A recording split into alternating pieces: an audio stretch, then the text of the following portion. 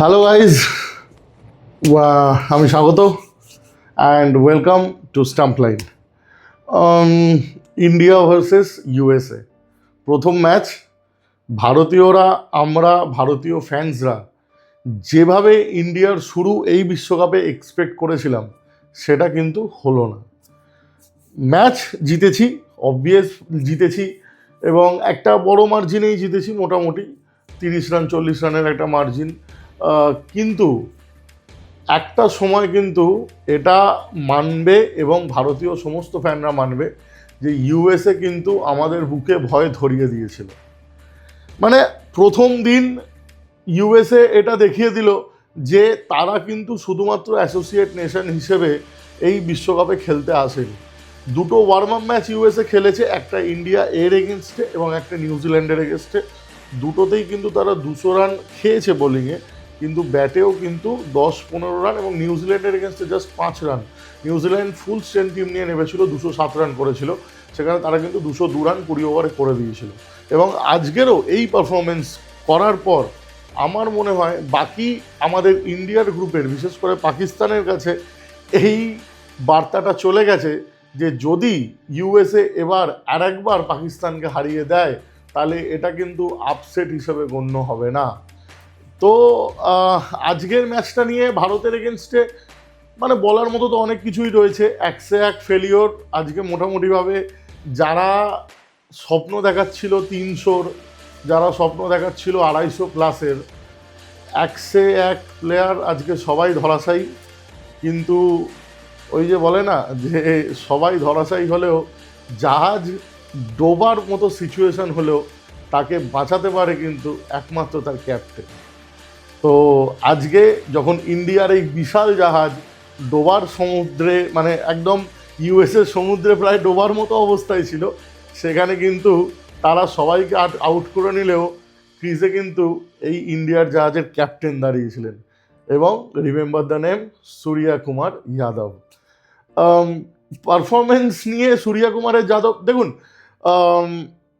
বহু দিন ধরে ক্রিটিসাইজ হচ্ছিলেন, কারণ একটা লং টাইম ধরে কোনো রকম রান আসছিল না, এবং লাস্ট 1 বছরে যেটা রান উনি করেছিলেন সেটা কিন্তু লাস্ট যে আমাদের ইন্ডিয়ার টি20 শৃঙ্খলাটা হলো সেই শৃঙ্খলায় তিনি 1 বছরের থেকেও বেশি রান করেছিলেন। তার মানে বোঝাই যাচ্ছে যে লাস্ট 1 বছরে তার ফর্ম কীরম ছিল। সেই নিয়ে অনেক প্রশ্ন উঠেছে যে আদৌ সূর্যকুমার যাদবকে ক্যাপ্টেন হিসেবে এই টিমে রাখা উচিত কিনা, কিংবা সূর্যকুমার যাদব যদি এরমভাবেই ফেল হতে থাকে তাহলে তার ভবিষ্যৎ কী।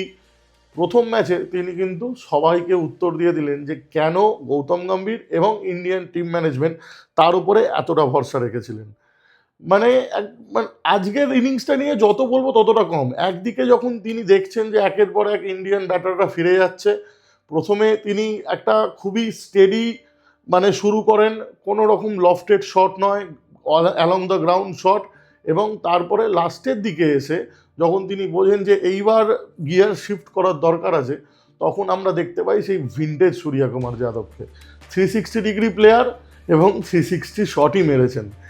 মানে গ্রাউন্ডের এমন কোনো কোনা আজকে হয়তো বাকি ছিল না যেখানে সূর্যকুমার যাদবের 6 কিংবা 4 যায়নি।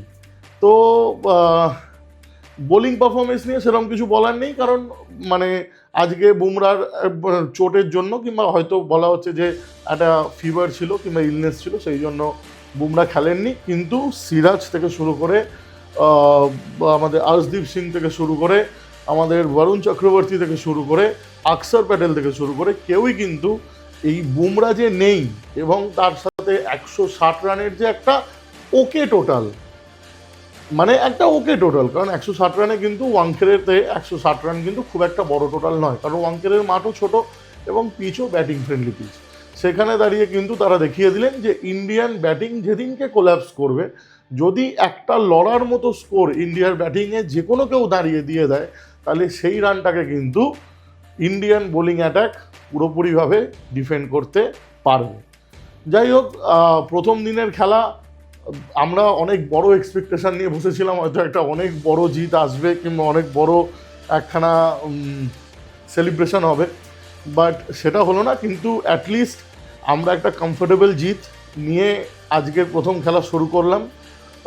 এর পরের চ্যালেঞ্জটা আমাদের নামিবিয়ার সাথে আশা করি এরকম কিছু হবে না, এবং নামিবিয়ার সাথে যারা আজকে রান পাননি তারা অনেকেই, যারা ব্যাটিং সুযোগ পাবেন তারা অনেকেই রান পাবেন। এবং তারপরে দ্য বিগ ড্রামা ডে, দেখতে হবে পাকিস্তান আমাদের সাথে খেলছে কি খেলছে না, তাদের স্ট্যান্ড কী। তার আগে অবশ্যই পাকিস্তান ইউএসএ খেলা আছে, তার উপরেই নির্ভর করবে পাকিস্তানের স্ট্যান্ড কী দাঁড়ায়।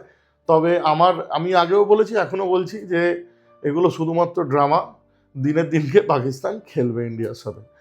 যাই হোক, আর কি বলবো, মানে খালি আমরা এইটাই মানে প্রে করতে পারি যে আজকে যে ভরাডুবিটা ইন্ডিয়ান ব্যাটিং লাইন আপে হুট করে দেখা গেছিলো সেটা যেন ভবিষ্যতে আর রিপিট না হয়।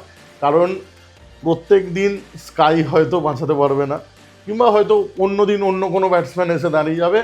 কিন্তু আমার একটা কথা আপনারা একটু বলবেন, আমার একটা ছোট্ট পয়েন্ট এখানে ইনপুট করার আছে। যারা যারা খেলা দেখেছেন, আশা করি অনেকেই দেখেছেন, যে জায়গায় আজকে শিবম দুবেকে নামানো হয়েছিল সেই জায়গায় যদি অক্ষর প্যাটেলকে নামানো হতো, তাহলে কি ভারতীয় যে আমাদের যে মানে নেক্সট যারা ব্যাটসম্যান ছিল তারা কি একটু কমফোর্টেবল সিচুয়েশনে আসতো? কারণ অক্ষর প্যাটেল কিন্তু একদিক থেকে স্টেডি প্লেয়ার, এবং অক্ষর Patel along the ground shot বেশি ভালো খেলতে পারেন, এবং দুবে এসেই ওরকম একটা রেকলেস শট খেলে এবং আউট হয়ে যায়। তো সেক্ষেত্রে আমার এটা পার্সোনাল মতামত, আমি আপনাদের কথাও জানতে চাইবো। আপনারা প্লিজ ভিডিওতে জানাবেন আমাদেরকে কমেন্ট করে যে আমি এই যে একটা মতবাদ, মানে এই যে একখানা মানে থটস দিলাম, সেটাতে আপনারা এগ্রি করছেন না আপনাদের মনে হচ্ছে না অক্ষর প্যাটেলকে নিচে খেলানোই উচিত। যেদিনকে প্রথম থেকে স্টার্ট পেয়ে গেল, একটা এক্সেলারেশন হয়ে গেছে, সেদিনকে দুবেকে মানে 2 ডাউন কি 3 ডাউন নামানো is a good choice. But যদি ওপর থেকে রান না হয় এবং একটা স্টেডি পার্টনারশিপ দরকার হয়, তখন কি অক্ষর প্যাটেলকে প্রমোট করাটা রাইট ডিসিশন নয়? এটা একটু আপনারা জানাবেন। তো পুরো ওয়ার্ল্ড কাপ আমরা কভার করছি, প্রত্যেকটা ম্যাচের অ্যানালিসিস নিয়ে আসছি, এবং অনেকেই এর মধ্যে স্টাম্প লাইনকে, আমাদের 200 জনের পরিবার অলরেডি কমপ্লিট হয়ে গেছে, তার জন্য অসংখ্য অসংখ্য ধন্যবাদ। এবং আমরা মানে আরও অনেক ভিডিও করতে চলেছি, এবং পুরো ওয়ার্ল্ড কাপকে প্রত্যেকটা ম্যাচকে আমরা কভার করতে চলেছি। তো প্লিজ আমাদের সঙ্গে থাকবেন, আমাদের ভিডিওগুলো আমাদের পছন্দ করবেন, লাইক করবেন, শেয়ার করবেন, কমেন্ট করবেন। আজকের মতো টাটা।